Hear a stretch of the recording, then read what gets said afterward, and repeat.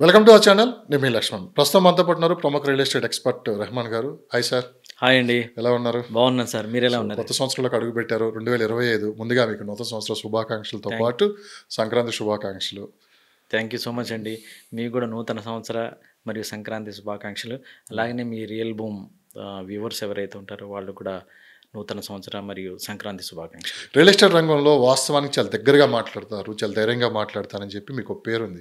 చాలా తక్కువ మందికే కొంతమంది ఇలాంటి ఫాలోవర్స్ ఉంటారు. నేను అనేది ఏంటంటే ఈ 2025లో కూడా చాలామంది చాలా ఆశలతో ముందుకెళ్తున్నారు. ఎందుకంటే వాళ్ళు సంపాదించిన ప్రతి రూపాయి తీసుకొచ్చి రియల్ ఎస్టేట్ రంగంలో పెట్టుబడులు పెడుతూ ఉంటారు. ఇప్పుడు ఈ సంవత్సరం ఎక్కడ ఇన్వెస్ట్ చేయాలి, ఎస్పెషల్లీ అమరావతిలో కొత్త రాజధానిగా మళ్ళీ అది పునర్జీవం పోసుకుంది. సో దీని మీద ముఖ్యమంత్రి చంద్రబాబు నాయుడు గారు కూడా ప్రత్యేక దృష్టి పెట్టి నిన్న ప్రాపర్టీ షో కూడా రియల్ ఎస్టేట్ ప్రాపర్టీ షో కూడా అటెండ్ అవ్వటం, అందరినీ కలుపుకొని ముందుకెళ్తా అని చెప్పి అన్నారు. అవునండి. సో మీ అంచనా ప్రకారం ఈ 2025 ఎలా ఉండబోతుంది? ఇప్పుడున్న సిమ్టమ్స్ ప్రకారం 2025 అద్భుతంగా ఉండబోతుందండి. ఒక చిన్న సిమ్టమ్ ఎగ్జాంపుల్, ఒక రియల్ ఎస్టేట్ ప్రాపర్టీ ఎక్స్పోకి ఒక ముఖ్యమంత్రి స్థాయి, అందులో చంద్రబాబు నాయుడు గారు అటెండ్ అవ్వటం, సో వాళ్ళకి ఒక భరోసా ఇవ్వటం, కాన్ఫిడెన్స్ ఇవ్వటం అనేది అది అసలు అది పీచ్ అనమాట. ఇంతవరకు అది చరిత్రలో జరగలేదు యాక్చువల్గా. జనరల్గా ఇన్విటేషన్స్ గౌరవపదంగా పిలుస్తూనే ఉంటారు కానీ రారు యాక్చువల్గా. సో అదొకటి. సో ఇప్పుడు లాస్ట్ 2014లో మొదటిసారి ముఖ్యమంత్రిగా ప్రమాణం స్వీకారం చేసిన తర్వాత ఆల్మోస్ట్ 10 సంవత్సరాల సమయం అయిపోయింది యాక్చువల్గా. అప్పుడు ఆయన రాజధానికి ల్యాండ్స్ ఇచ్చిన రైతులకు కానీ, లేకపోతే అక్కడ పెట్టుబడి పెట్టడానికి ముందుకొచ్చిన సంస్థలకు కానీ, ఐటీ కంపెనీస్ కానీ, he has given lot of promises అనమాట ఇన్ఫ్రాస్ట్రక్చర్ విషయంలో. మీన్విల్ ఆయన చాలా వరకు ముందుకెళ్ళారు. తర్వాత గవర్నమెంట్ మారిపోవటం వల్ల ఏమైందంటే దాని తర్వాత అది కంటిన్యూ కాలేదు, కాగా ఇంకా వెనక్కి వెళ్ళిపోయింది యాక్చువల్గా.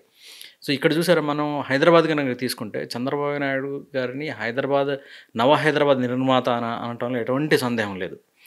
ఆయన ముఖ్యమంత్రి అయినప్పుడు ఇక్కడ తీసుకున్న నిర్ణయాలు ఏదైతే ఉన్నాయో, ఔటర్ రింగ్ రోడ్ కానీ, లేకపోతే ఇంటర్నేషనల్ ఎయిర్పోర్ట్కి సంబంధించింది కానీ, లేకపోతే ఐటీ సెక్టార్ని ఇక్కడికి సెటప్ చేయటం విషయంలో కానీ, ఆయన చేసిన విధాన నిర్ణయాలు, ఆయన తీసుకున్న స్టెప్స్ ఏదైతే ఉన్నాయో, తర్వాత వచ్చిన ముఖ్యమంత్రులు యాజ్ ఇట్ ఈజ్గా ఫాలో అవుతామే కాకుండా దాన్ని పెంచారు, పోషించారు, ఇంకా పోషిస్తూనే ఉన్నారు. కాబట్టి Hyderabad become number 1 in Hyderabad, number 1 in India అనమాట. సో అలానే అమరావతిలో అలా జరగలేదన్నమాట. సో ఇప్పుడు ఆయనకి ఇంకా డబుల్ బూస్టర్ చేయాల్సిన అవసరం వచ్చింది. ఇప్పుడు మళ్ళీ he became a CM. So ఇప్పుడు ఏంటంటే కాన్ఫిడెన్స్ తీసుకురావడానికి, అంటే గత 10 ఏళ్ళుగా అనుకున్నవి ఏమీ జరగలేదు కాబట్టి ఇప్పుడు ఆయన రెట్టింపు స్థాయిలో వర్క్ చేస్తే కానీ అది ముందుకెళ్ళదు. అందుకని చెప్పేసి he is focusing everything on the development, keen developments ఆస్పెక్ట్లో ఉన్నారు. కొన్ని కంపెనీస్ అయితే నేను చిన్న ఎగ్జాంపుల్ చెప్తాను హౌ ఈజ్ ఫోకస్ అనేది. ఇప్పుడు మీరు మన గూగుల్ లాంటి సంస్థలు ఉన్నాయి, దే ఆర్ సెటపింగ్ అనమాట. వేరే ఏరియాలో they are planning to set up for Google cloud అని ఇప్పుడు చాలా పెద్ద ఇంజన్ రాబోతుంది అనమాట. దాన్ని he went to Mumbai, he spoke to them. Then అట్లానే టీసీఎస్ వాళ్ళతో మాట్లాడేసి వైజాగ్లో సెటప్ చేశారు అది. అట్లానే మొన్న హైడ్రోజన్ పార్క్ అని ఒకటి, గ్రీన్ హైడ్రోజన్ పార్క్ అని ఒకటి ఓపెన్ చేశారు కదా. అవి ఇండియాలో 2 ఉంటే ఒకటేమో he bring to Vizag. So ఇలాగా almost by teleconference or physical appearance. అలానే మన ఫార్మా పార్క్ ఉంది కదా, బల్క్ ఫార్మా పార్క్ అనేది, అది కూడా ఇండియాలో 3 ఉంటే ఒకటేమో హైదరాబాద్, ఒకటేమో వైజాగ్కి తెప్పించుకుంటాను ఆయన. సో ఈ రకంగా he is very keen on the development aspect. So అదే విధానంలో ఆయన పరిగెత్తుతున్నారు. అట్లానే ఈ ప్రకటనలు వేరు, యాక్చువల్గా ప్రకటనలు వేరు, రియల్ ఎస్టేట్లో ప్రాక్టికాలిటీ వేరు. సో ప్రకటనలకి ప్రాక్టికాలిటీకి దగ్గరగా తీసుకురావడానికి హీఈస్ బికమ్ ఎన్ అంబాసిడర్ అన్నమాట. మీరేం నమ్ముతున్నారు?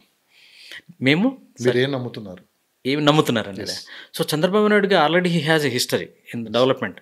అంటే ప్రకటనలకే చూస్తున్నారా? గ్రౌండ్ లెవెల్లో మనకి సిమ్టమ్స్ యాజ్ ఎ రియల్టర్గా మనకి అర్థమైపోతాయి సిమ్టమ్స్ ఎలా ఏంటనేది.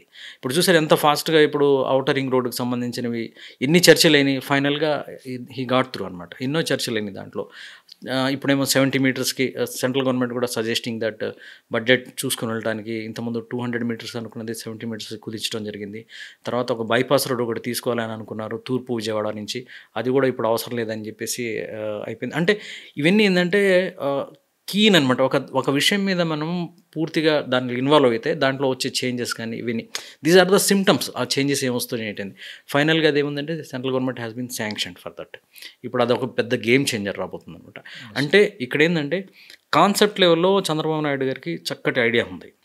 ఈ కాన్సెప్ట్ ఈవెన్ వాజ్పేయి గారు కూడా చాలా సందర్భాల్లో చంద్రబాబు నాయుడు గారి గురించి మాట్లాడేటప్పుడు అప్పుడు తెలుగుదేశం తర్వాతనేమో ఇక్కడ బీజేపీ ఉన్నప్పటికీను భారతదేశ యొక్క అభివృద్ధి విషయంలో చంద్రబాబు నాయుడు గారి పాత్ర చాలా అంటే చాలా ఉంది. అంటే వాజ్పేయి గారు దీన్ని ఓపెన్గా అంగీకరించారనమాట. ఆయన ఇచ్చే సలహాలు కానీ తర్వాత ఆయన ఇచ్చే విధాన నిర్ణయాల విషయంలో కొన్ని సెంట్రల్ గవర్నమెంట్ కూడా అడాప్ట్ చేసి దాన్ని అమలు చేసిందనమాట. అలానే ఇక్కడ ఆల్రెడీ ఒక హిస్టరీ ఉంది.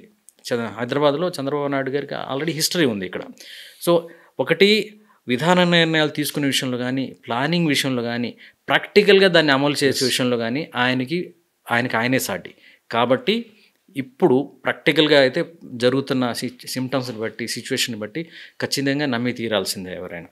ఓకే. సో మీరు ఆ భరోసా ఇవ్వటానికి అంటే ప్రకటనలకిను తర్వాత ఏమో విధాన నిర్ణయాలు అమలు చేసే విషయంలో భరోసా ఇవ్వడానికి ఒక రియల్ ఎస్టేట్ యొక్క ప్రాపర్టీ ఎక్స్పోకి కూడా అటెండ్ అయ్యి వాళ్ళకి భరోసా ఇవ్వటం అనేది it is very big thing actually. నిన్న చంద్రబాబు నాయుడు గారి స్పీచ్ చూసిన తర్వాత మీకేమనిపించింది ఒక రియలేటర్గా? అద్భుతంగా అనిపించింది. యాక్చువల్గా ఏంటంటే చాలా ఇప్పుడు గవర్నమెంట్ రెవెన్యూ జనరేట్ చేసే విషయంలో రియల్ ఎస్టేట్ అనేది చాలా పెద్ద సెగ్మెంట్ అనమాట. ముఖ్యంగా మన ఆంధ్ర తెలంగాణలో రియల్ ఎస్టేట్ అనేది ఒక పెద్ద సంస్థగానే చెప్పుకోవాలి. ఫిలిం ఇండస్ట్రీ తర్వాత అంతగా చర్చలు జరిగేవి ఓన్లీ రియల్ ఎస్టేట్ మీదే. కాబట్టి నిన్న ఇచ్చిన ఆయన స్పీచ్ ప్రకారం యాక్చువల్గా ఏంటంటే ఈ want to Boost the realtors అనమాట. అంటే ఈ రియల్ ఎస్టేట్ వాళ్ళు ఒక పెద్ద ప్రచారమైన మీడియా అనమాట. అంటే రియల్ ఎస్టేట్ వాళ్ళు చెప్పినంతగా డెవలప్మెంట్ గురించి వేరే వాళ్ళు చెప్పరు యాక్చువల్గా. ఎందుకంటే రియల్ ఎస్టేట్ వాళ్ళకి అది అవసరం. ఓకే. కాబట్టి వాళ్ళు చెప్పినంత ప్రచారం వేరే వాళ్ళు జస్ట్ ఏదో ప్రకటన రూపంలో వస్తాయి కానీ రియల్ ఎస్టేట్ వాళ్ళు ఏంటంటే కంప్లీట్గా ఏమంటే ఈ ఏరియాలో ఈ డెవలప్మెంట్ వస్తుంది, ఈ ఏరియాలో ఇలాంటి డెవలప్మెంట్స్ వస్తున్నాయి అని పూర్తిగా ప్రతి ఏరియాకి సంబంధించింది పూర్తి స్థాయిలో పరిశీలించి పూర్తి స్థాయిలో క్షుణ్ణమైన నాలెడ్జ్ పెట్టుకుని ప్రచారం చేయడంలో వాళ్ళది they are the best. So development యాక్టివిటీకి సంబంధించింది ఆ రకంగా ఆయన భరోసా ఇవ్వటం వల్ల అందరికీ ఒక బూస్ట్ అవుతుంది. తర్వాత కాన్ఫిడెన్స్గా వెళ్ళగలుగుతారు. ఇప్పుడు మనం ఏదో ప్రకటన చూసి ఇది వస్తుందని చెప్పడం వేరు. ప్రాక్టికల్గా ఒక సీఎం లాంటి వ్యక్తే ఆయన భరోసా ఇచ్చి మాట్లాడి తర్వాత ఓన్లీ మాట్లాడటమే కదా ఆయన యాక్షన్ కోర్స్ ఆఫ్ యాక్షన్ కూడా హ్యావ్ బీన్ అబ్జర్వింగ్ కదా, గమనిస్తూనే ఉన్నాం కదా కోర్స్ ఆఫ్ యాక్షన్. ఇవాళ ఎవ్రీథింగ్ ఈజ్ యూట్యూబ్లో అన్ని ప్రతిదీ కనిపిస్తూనే ఉంటాయి, ఏదో ప్రకటనతో ఆగిపోయేది కాదు. కాబట్టి ఇలాంటి ఇవ్వటం వల్ల ఒక బూస్ట్ వస్తుంది యాక్చువల్గా. సో దట్ దే రియల్ ఎస్టేట్లో ఇన్వెస్ట్మెంట్ చేయాలా అంటే 10 ఏళ్ల క్రితం అనుకున్నవి జరగలేదు కాబట్టి ఇప్పుడు బిల్డింగ్స్ కట్టాలా లేదా అపార్ట్మెంట్స్ కట్టాలా లేదా కన్స్ట్రక్షన్ చేయాలా లేదా అనే డౌట్స్ అనేది క్లియర్ అనమాట.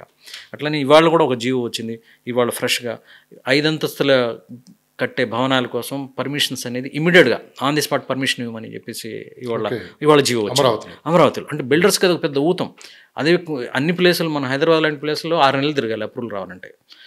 సో కాబట్టి ఈస్ గివింగ్ ఎవ్రీథింగ్ అనమాట. రియల్ ఎస్టేట్ని ఒక పెద్ద సపోర్ట్గాను లేకపోతే డెవలప్మెంట్ విధానాల విషయంలో ఆయన తీసుకునే చర్యలు కానీ అది చాలా పెద్ద ఊతం ఇస్తాయనేది ఎటువంటి సందేహం లేదు ఈ విషయంలో.